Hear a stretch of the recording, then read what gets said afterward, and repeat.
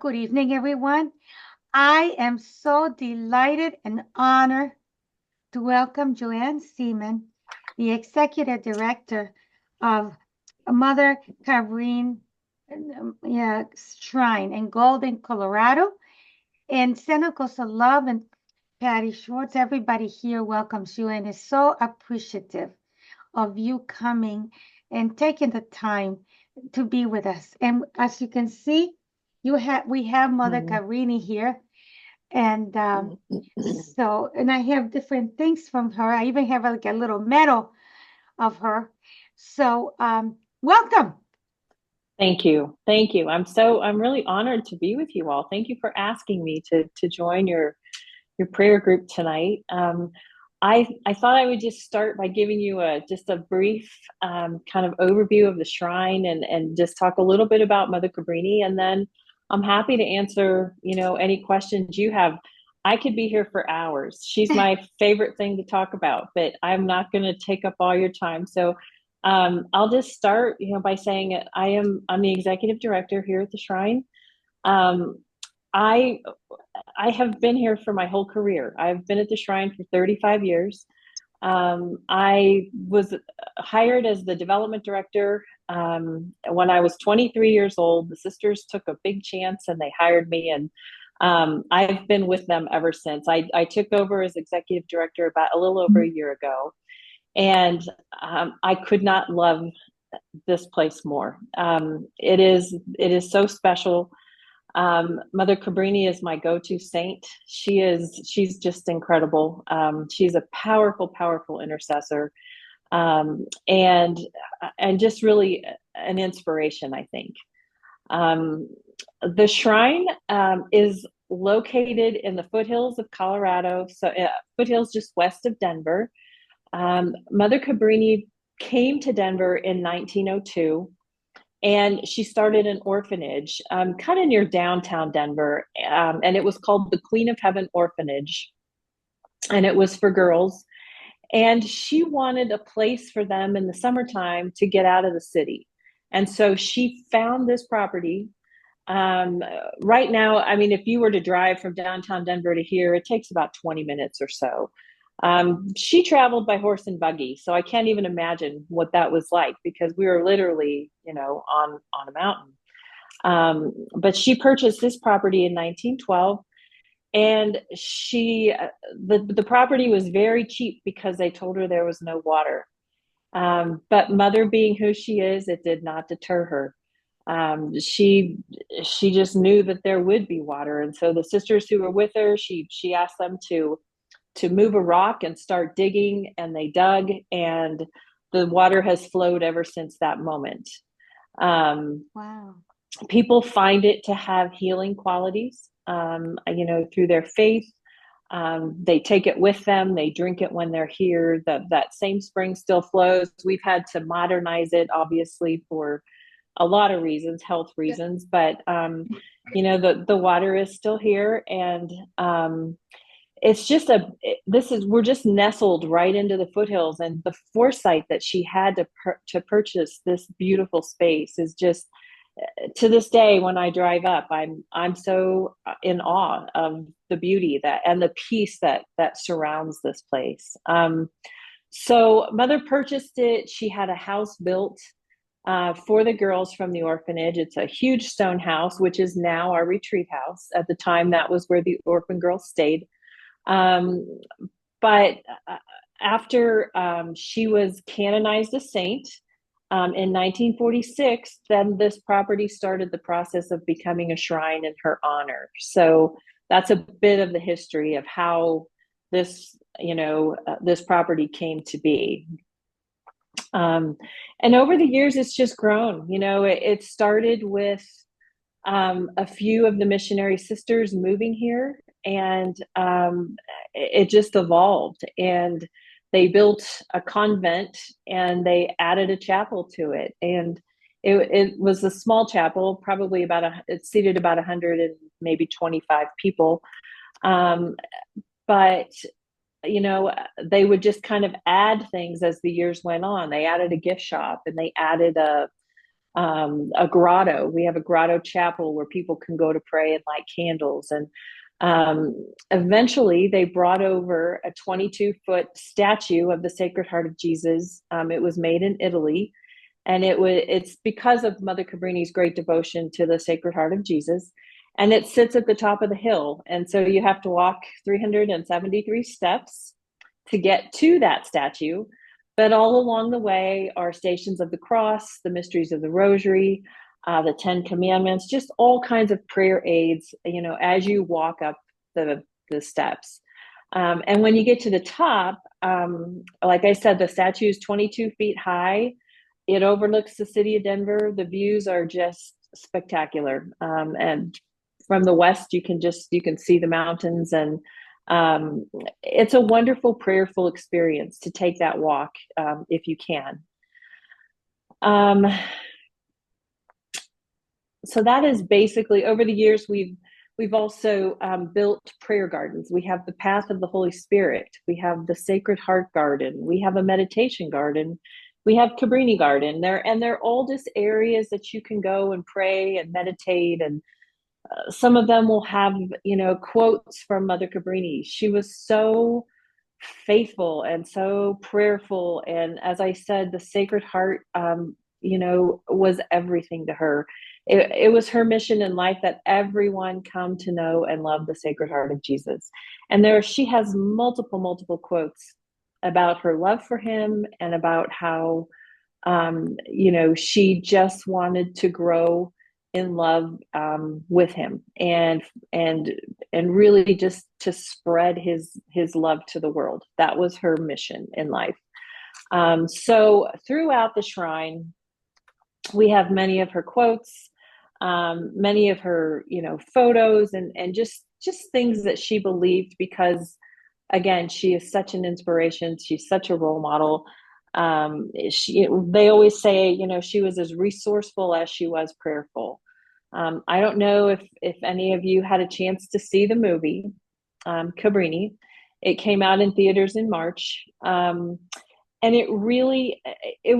the movie just showed one part of her life when she came from Italy to New York.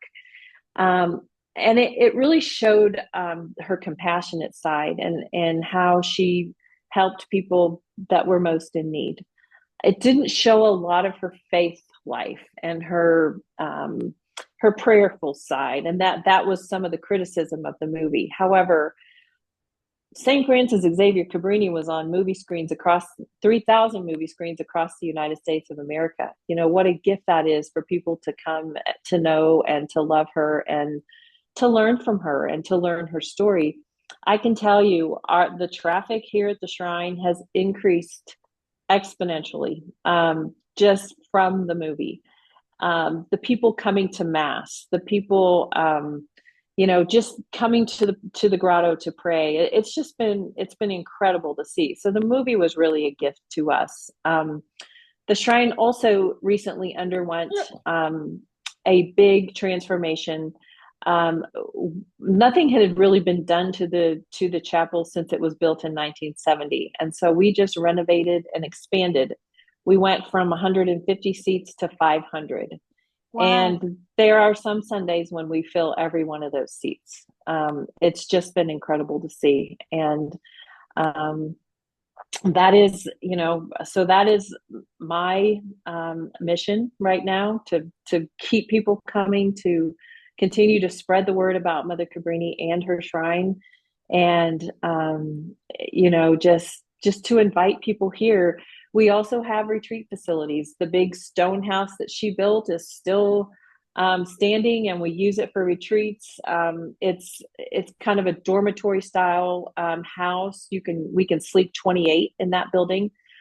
We also have private rooms in our main building where we can sleep 6, and then we have a small private hermitage as well. So we have groups, individuals here every weekend. We book out pretty far in advance. We have people come from all over the world, all over the United States, to spend some time in prayer. And we basically offer the facilities. We don't give the retreats. So the groups come and use our facilities and kind of do their own time. um, or their own retreats. So that's kind of it in a nutshell. I know that's a lot, and it's kind of fast. And so if I've missed anything or skipped anything, I'm happy to answer any questions. Now I read that she, pretty right. I think it was right after she did her first vows. That one of the where she was sleeping, one of the sisters that was sleeping next to her woke up in the middle of the night and saw Mother Cabrini sitting up in her bed, and she had this light coming through from her face, and so I could, so probably she was really, really special, and well, she had to be Mm. because of of having this direct communication with the Sacred Heart of Jesus, Yes. you know. Yes. I mean, she was so holy and like and prayerful. I mean, she spent so much time in prayer, and I think and that's what fueled her. I think that's what's important to know about her.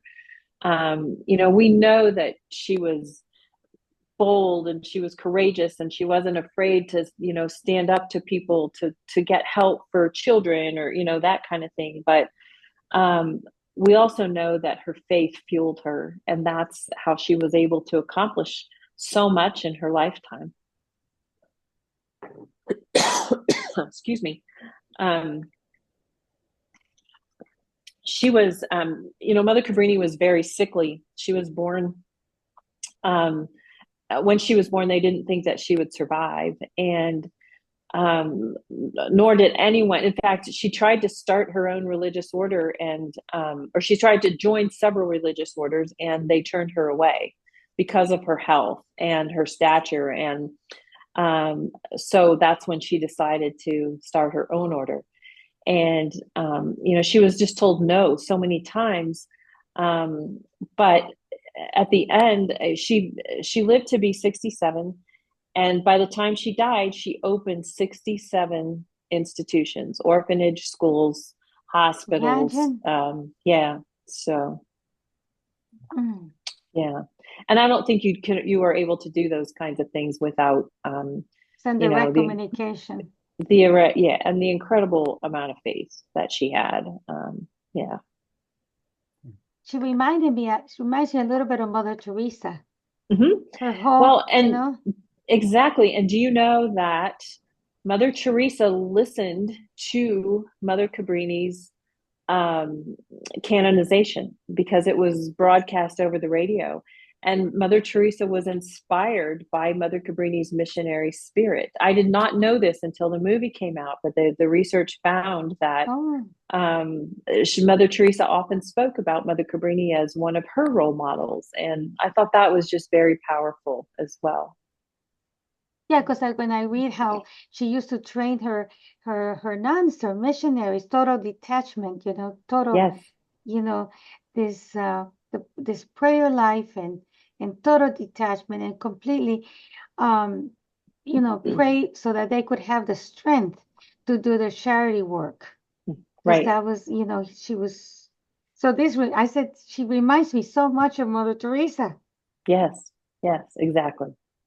These little these little nuns, little things coming and what is it? Little things gotta come in big packages. So what is it? Because I said to myself, they're both tiny according to what I read. So I don't feel Yes. so bad because I'm not tall.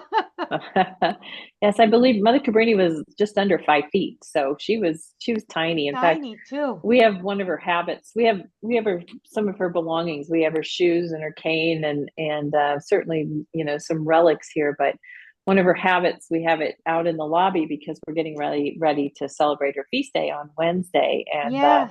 yeah, she was very tiny. So what are you doing for her feast? So this year, we have mass at noon here at the Hmm. shrine, Hmm. and we offer the opportunity to venerate her relic.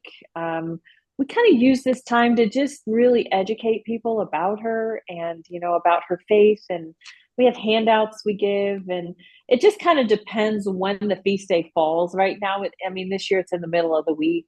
We love it when it falls on a weekend because then we draw a bigger crowd, but we kind of started the celebration yesterday at our Sunday masses as well. And we've also been praying her novena every day here at the shrine. First thing in the morning, we have mass at 7:30, and so before we start mass, we pray the novena. That leads up to our feast day. Oh, we have to have. Where can you get that? Where can you get the novena from? Oh, I can send you the novena. Yeah. Sure, Thank I'd be you. happy to. Yeah, Yeah, I'll write myself a note. thank you. And so anybody would like to ask? Oh, so if we, you never know, our ladies and ladies surprises. If we ever wanted to come as a group to see you, how long do you have to plan? I mean, when do we have to tell you? It just depends. You would In call the and summertime. Yeah. speak to our scheduler. Yeah, summer's a good time to come. We'd have to just look at what dates are available and what would work in your schedule. But I definitely plan ahead, and you'd want to do that for airfare as well, and Yeah. that kind of Yeah. thing. Yeah. So Sounds like a beautiful place to visit. it is. There's lots to see, lots to do, lots of places to spend time in prayer. Wonderful. Okay. Anybody